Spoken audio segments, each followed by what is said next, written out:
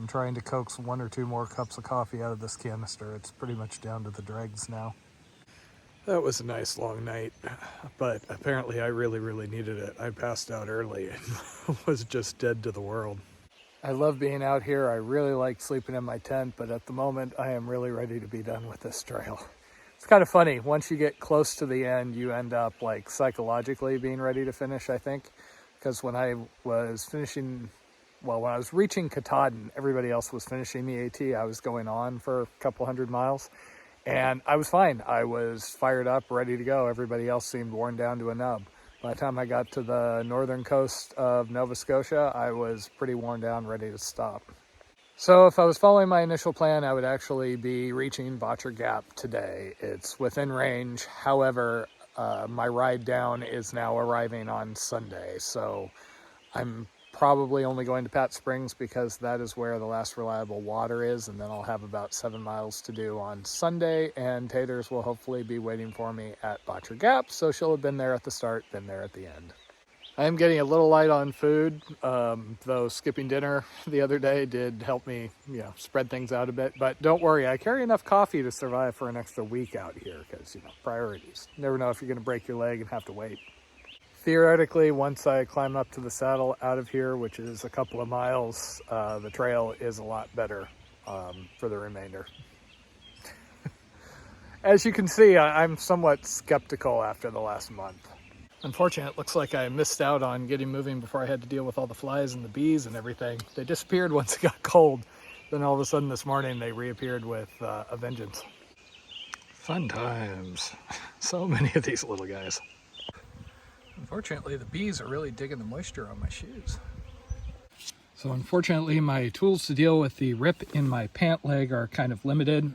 I keep a troubleshooting bag with a couple of things in my ditty bag, but all of the safety pins are currently holding other things together. So about all I got to try is these are, tenacious tape patches. I'll try one on the inside and outside, but I'm pretty sure it's pretty much hopeless. And unfortunately, the rip's starting to cause the leg to sag, so it's constricting my movement. I might just have to cut it. The stuff sticks pretty well to almost everything, but I'm pretty sure sweaty, shredded pant leg isn't gonna hold. And yeah, sure enough, there goes my only chance at a field repair. And look who decided to say hello while I was digging a cat hole. So that's actually the first one I've caught taking a chunk out of me, whether it was from the permethrin in my initial pants or just how careful I'm being. Good thing I checked under my pant leg today. I have been checking pretty much constantly, and I flick them off whenever I see them crawling up my pant leg, and obviously the long overlapping layers help. Speaking of things pretty much worn out, really time for this trail to be over. Okay, time for what's hopefully the last few miles of real bushwhacking. And this is going to suck.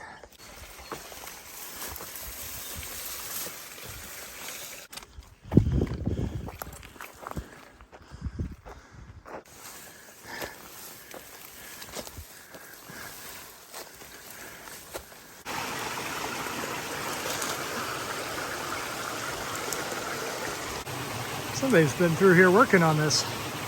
Still not clear, but so far not too bad. And I just had to say it, didn't I?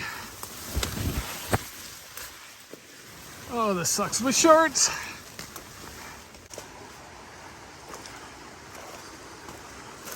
Yeah, this isn't too far off from what I remember. Passable, but lots of raspberry bushes.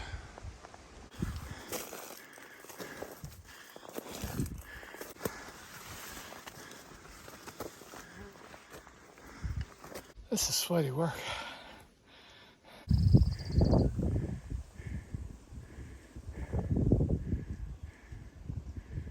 Come on your way.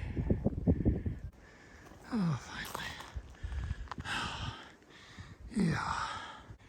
And right here was pretty much the point on my southbound attempt in 2020 where things went from, hey, this isn't so bad, to ripped pants, etc. Well, if you ever wonder what happens to DCF when it starts to fail, there you go.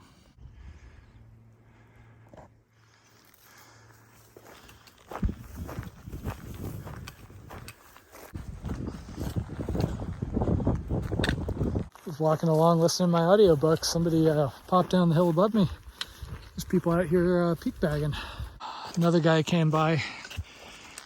He was a 2016 PCTer. He actually had on a functional pair of Lone Peak 2.5s. Spectacular shoes. So the guy I just met is camped at Pat Springs, which makes that easy. So I'm gonna push on past there. I have to get there, get some water, and then I'll push on to Turner. Looks like there is water in the vicinity of Turner, and that'll get me just a couple of miles from Botcher. So I can tell Jen to arrive a little earlier maybe.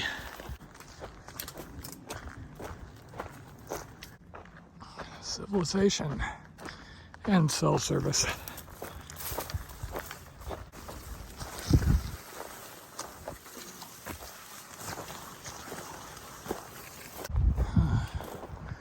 I actually ran dry on that stretch. Oh, this looks nice.